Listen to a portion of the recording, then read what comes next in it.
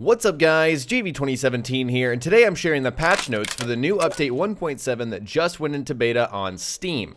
This means that it should be live on PC in the next few days, while it should hit the Xbox One and PS4 in the next coming weeks ahead of Nuka World. Once the update goes live on Xbox One and PS4, I'll make sure and update you console players in the comments below. In this video, I'll share a general overview of what is introduced in this patch, and I've left a link to the official patch notes in the description below if you are interested. Starting off with new features, we have new store art types for workshop settlements I'm about to show off right here. We have the ability to delete add-ons without a full uninstall of the entire game on PS4 specifically, and then of course support for Nuka World, which is the final DLC coming to Fallout 4 sometime later this month. Bethesda's been adding support for, future content and patches for months now for DLC. And so we know what to expect there, just some of the back-end stuff. But what's even more exciting is people will be able to dig some more information out of this update for Nuka World. And so once people do that on Reddit, for example, I'll be able to relay that information for you guys, cite the source like I always do, and it'll be exciting ahead of the launch. So what you've been watching for the past minute is me placing down all of the new store art options. These are not new stores, but they're just different versions of the same stores that we've already had,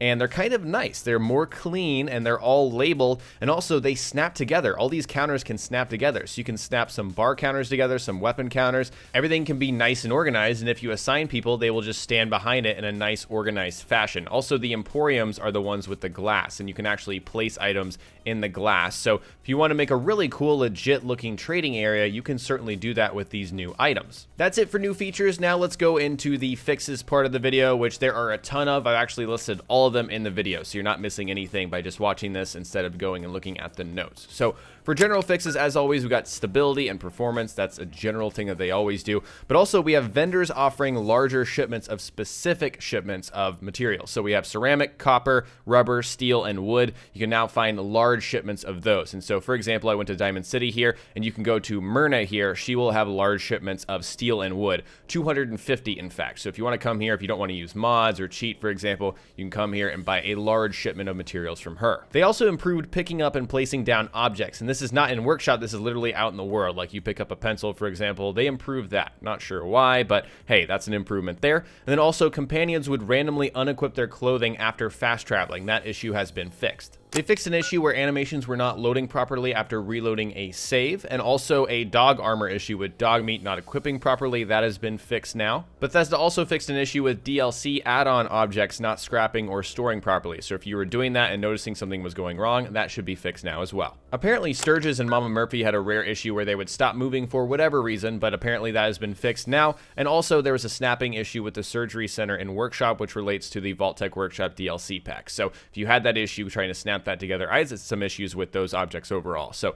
those should be fixed now. Moving on to quest fixes, we have two specific ones. First off, June and Marcy Long are not essential after the Sanctuary quest, which I'm pretty sure that means you can go ahead and kill them, which, glory hallelujah, you can kill those people. They are so annoying. There you go. And then for the Quarter Mastery quest, it would send players to random locations. That issue has been fixed as well. On to weapon fixes, we have a few specific ones. First off, grenades and Molotov cocktails now work with the junk mortar in the Contraptions DLC pack, so before you couldn't put them in there, now you can, which is pretty awesome. Next, they fixed a performance issue after dropping certain weapons, so if you drop something and you notice performance issues, that shouldn't be a problem anymore. Then also, they had a fix with melee weapons, but I don't think they finished the patch notes. Literally on the patch notes, it says, fixed issue where melee weapons would not properly after dying and reloading a save. So, not exactly sure what that means, but hey, if you had a problem with melee weapons, maybe this fixed it. On to our crash fixes. There was an infinite load issue while quitting during a mod download. So if you were in that specific situation, you'd have an infinite loading screen.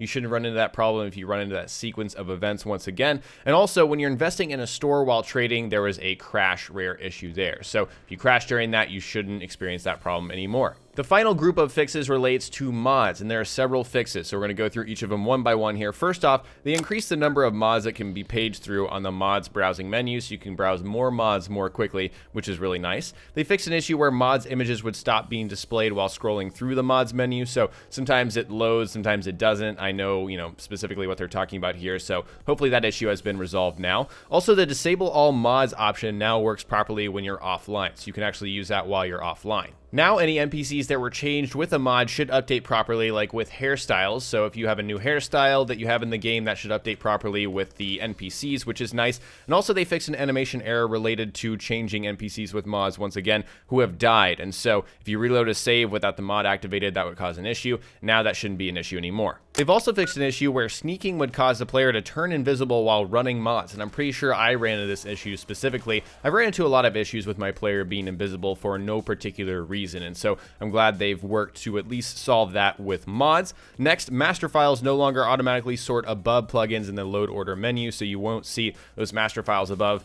This is something that, I don't know, if you're not familiar with modding, especially on PC, you probably, don't need to worry about this, but this is just kind of a UI cleanup kind of thing. Localization strings have been moved to the interface archive. I wish I could tell you guys what that means, but I'm sure some of you more tech-savvy people will explain to those curious in the comment section below. Then finally, we have some minor UI improvements to the mods menu and the mods detail menus. So there was a lot more going on in this update 1.7 patch, but I'd like to hear from you guys in the comments below. What are your general thoughts on this? And also, did this patch fix something specific you're running into, or do you still need a specific fix in a future patch? Share what you're feeling in the comments below.